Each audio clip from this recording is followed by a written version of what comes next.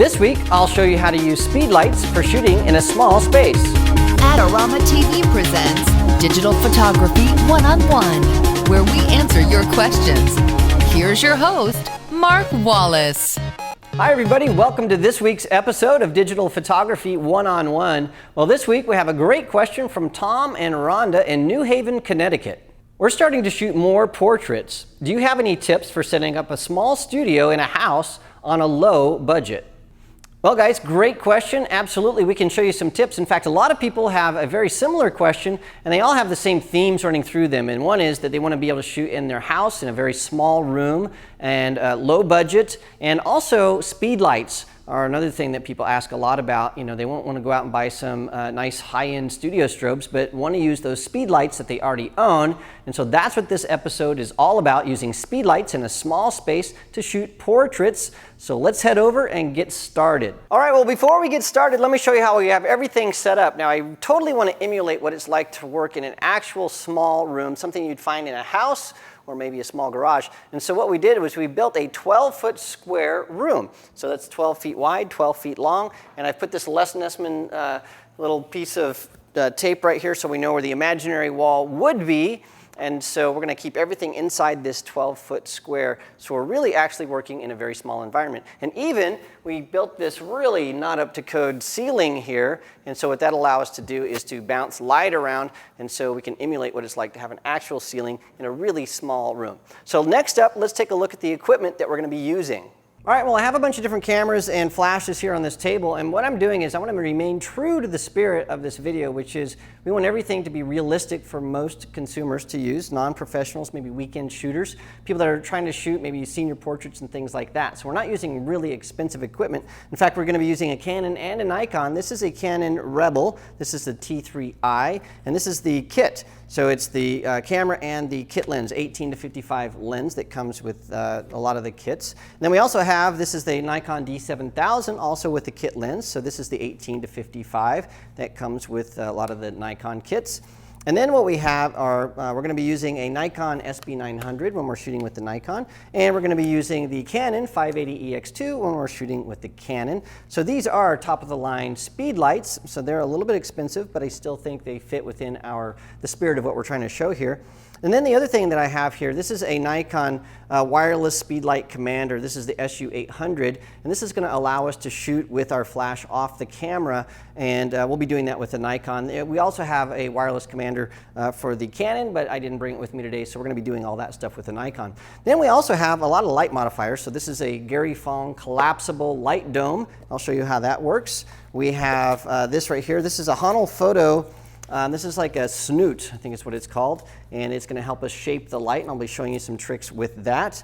And then also we have something that's very common. This is an umbrella adapter, and it allows us to put this on a stand and then our flash on top of that, and then it allows us to use an umbrella on that stand, so we can actually shoot with an umbrella with the speed light. So we can take an umbrella like this guy here, and then we can mount it to a stand like this and put our flash on there. So I'll be showing you some tricks with that as well. And that's our basic equipment, and so we'll be basically using an off-camera flash and a camera that you can get for a very reasonable price.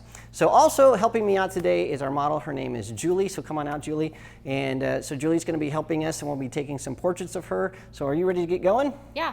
All right, well, let's get going. All right, well, let's get started by using a flash that's mounted right on our camera. And what I've done here is my settings are pretty simple. I have my camera set to aperture priority mode, which is AV for Canon cameras and A for Nikon and other brands. And then what I've done is I've set my aperture value to 5.6, and then my flash, I just have it on full auto mode or full TTL mode, ETTL mode.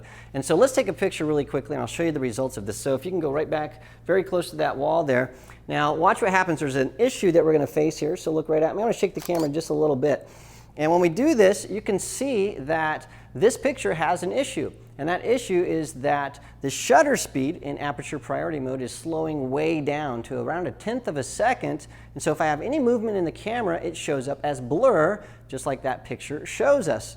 And so we need to eliminate that by doing something, and that is to increase our shutter speed. Now what I could do is I could increase my shutter speed by putting my camera in shutter priority mode, which is TV on a Canon or S on other brands. Then I could just set my shutter speed to something faster. But the problem with that is now I don't have any control over what my aperture value is going to be. So what we're going to do here is we're going to put our camera in full manual mode. So don't worry too much about this if you're not sure how to shoot in manual mode. This is going to work in our small studio environment. We don't have enough time to go into depth about why these settings work, but if you trust me on this, I think you're going to get some great pictures. So what I'm doing is I'm putting my shutter speed to 200th of a second, and that is the sync speed of this flash. Don't have to worry about what that means at this point, just trust me on it. And then I'm going to set my aperture value to 5.6. So I have a fast shutter speed and a nice wide open aperture to get shallow depth of field, and this is going to work out just nice. Now the reason I set my shutter speed that high is I want to eliminate some of the ambient light that we're getting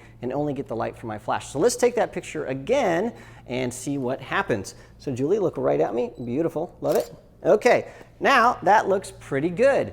Now the cool thing about an on-camera flash is that you can put your camera in manual mode and you can set your shutter speed and your aperture value to certain settings. Now normally you'd have to make sure those matched whatever the ambient light is, but we're not using ambient light, we're using light from a flash. And so the flash is going to adjust its power output to match the settings on your camera. Now this won't work all the time, but in a really small space like this, it works great almost every single time, and so you can get away with it, and it really will help you out.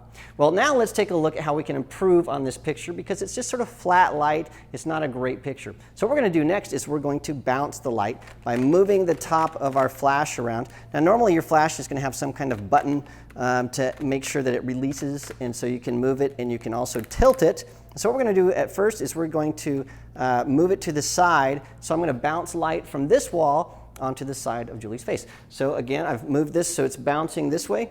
So look right at me, Julie. Beautiful. I'm going to take one more shot by backing up a little bit. Great. Now when we look at these shots, you can see that the contrast went way up.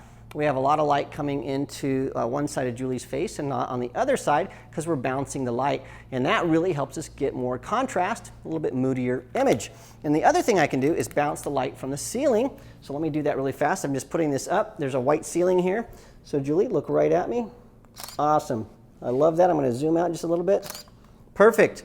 Okay, now again we have a little bit more contrasty light, and you can try doing all kinds of bouncing. As long as you have white walls, this is going to work really well. It won't work very well off of walls that are gray or dark, but most small studios should have light colored walls. Well, there's a better way to bounce light, and that is by using something that we have here at the studio. It's called the Gary Fong light sphere, so we're going to use that next. All right, well, I've put this light sphere on my 580EX2. It just sort of squishes on there, and it's this soft rubbery thing. And what it does is it takes the flash and it bounces the light in 180 degrees, actually 360 degrees. It just sort of spreads it everywhere. And so what happens is this light becomes really soft. There's not a lot of shadows, so the light's going to be bouncing off the ceiling and off the wall and just sort of everywhere, and it really diffuses the light. Now, the way to use this is you're going to have your flash, you need to have it sort of vertical like that, sort of like a tomahawk chop. And then what you can do is no matter if you're shooting horizontal or vertical, no matter which way you put your camera, you're going to want to keep that up so that the light is spreading in 180 degrees around you. And so I'm going to take a few pictures using this, and you can see that this really will give you a nice soft light. So Julie, let's take a few pictures. So we're going to take some verticals just like that. Beautiful. Love it. Perfect. All right, well, the next thing we're going to do is we're going to get our flash off of our camera and onto a stand. So I use this umbrella adapter that I showed you earlier, and we have our speed light. This is an SB900 on the stand. I've already mounted that. So I'm going to turn that on, and I'm going to put it on remote, and so that way I can control it from my camera using my remote commander. So again, this is the SU800, and it uses infrared to transmit and make sure that that fires. So when I take a picture, the flash that's not on my camera is going to fire. Now there's all sorts of options for doing this. You can use a remote commander like this. My favorite is actually using Pocket Wizards, and so there's the Mini and Flex both for Canon and Nikon. We're not using those today because, again, we want to try to keep the budget really low, and so we're going to use this instead, which is the nice infrared trigger. Now, one of the problems you might have in this if you go outside or shoot on location is direct sunlight can affect these. And so radio triggers are considered to be a little bit better than this, but we're not going to be using those today, just to keep the budget lower and to make it as realistic as possible. All right, so I have this on my stand. Now the other thing I need to do is mount the umbrella. Now the umbrella, what you'll notice is there's this little tiny hole here, and it's actually at an angle. You want to make sure that you mount this in the right way so that the angle is pointing up, so that when you mount the umbrella is going to be hit right in the middle from the flash. If you mount it the other way, the umbrella is going to be down like that. And so if you find that your umbrella is going down, then your flash is on the wrong side. You need to turn it around and start over. So we're going to put this through here. There's a little screw that holds that in there. And now I have a flash and an umbrella, and this is going to allow me to get really nice soft light. I'm not going to move this all over the place to get higher contrast or soft light, and we can use this to get some really nice beauty shots, and so we're going to do that now. So right here is Julie, so she's right where she was before. I'm going to move this back here. I'm going to move this up. I'm going to raise this up just a little bit. There we go. This is just going to give us nice soft light, a nice portrait light. And so again, I have my Nikon. This is the D7000. Again, I have it in manual mode. I have it set to a shutter speed of 200 and an aperture value of 5.6. I have increased the ISO. This is now at ISO 400 because when I'm shooting into an umbrella, we don't get quite as much light, so I need to allow the camera to sort of soak in some of that. So I have that all set up. All right, and then the commander is just all set to normal full auto TTL mode with no exposure compensation at all, and we can start shooting. So if you look right at me there, Julie, great. I'm going to zoom in here. Perfect. Let's take another shot. Awesome. All right, well, next up, we're going to do some more dramatic lighting. So we're really going to try to get some vignettes and restrict the light so we can maybe convert these to black and white and get some really interesting shots. And so what we're using is this Honel Photo Speed Snoot. And what it happens is you have this little band of elastic that goes right on your, actually Velcro, sorry, it goes on your flash, and it just sort of Velcros right on there.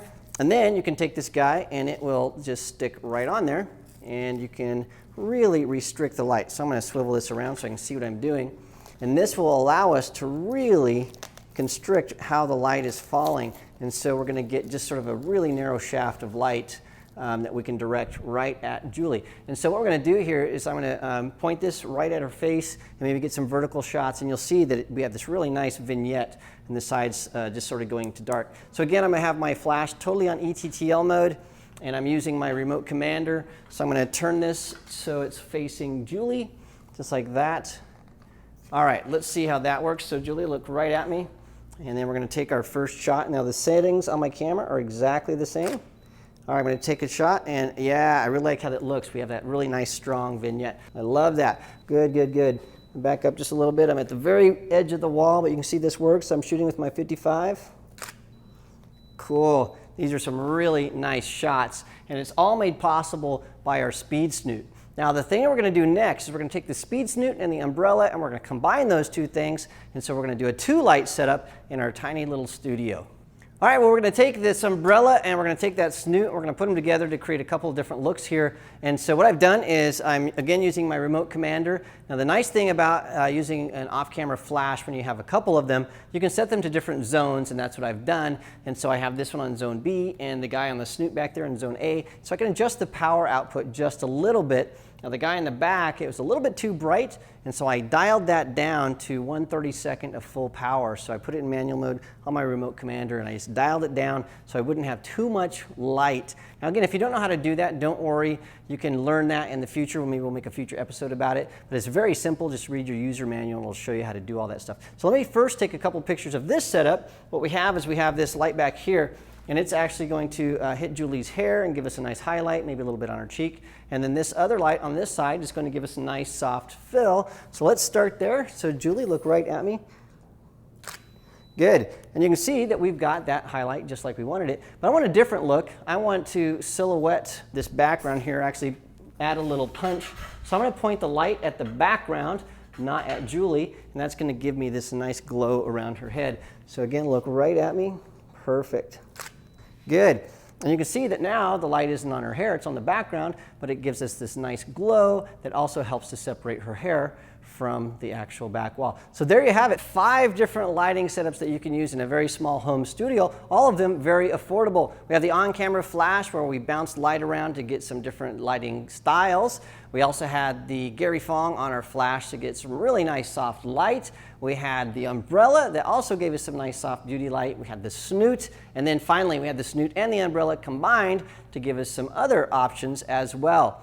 Well, thanks for the question. It was an awesome question, and I hope those tips helped you out. Now, there are a lot of things that you could be asking about what is sync speed and how to use those speed lights and how to use umbrellas and lighting styles and all that kind of stuff. Well, most of that stuff we've already covered in Digital Photography 101 in previous videos. We have a bunch of them. So to see all those videos, make sure you visit the Adorama Learning Center, or if you're watching on YouTube, we have linked a lot of those right beneath me here in the description so that you can go back to those videos and look at those, because we've done a lot. And make sure you also subscribe to our YouTube channel so you don't miss a single episode of Digital Photography 101. And if you're like Tom and Rhonda and you have a question about photography or photography gear, you can send those questions to me at askmark@adorama.com.